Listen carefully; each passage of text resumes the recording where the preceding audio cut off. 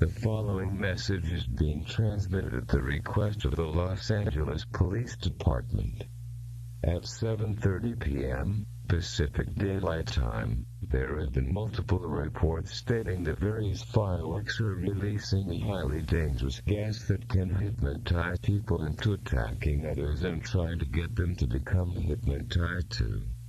These hypnotized individuals can be determined by red glowing eyes and animalistic behavior. Do not shelter in place, as sheltering in place is proven to be useless against this gas. Instead, take essential supplies like food, water, a battery-powered or hand-cranked radio, important documents. Be sure to check in with your local Red Cross shelter even if you aren't intending to stay there. Refugee camps are being set up in the following areas: Anaheim, Santa Monica, Laguna Beach, Long Beach, and Santa Clarita.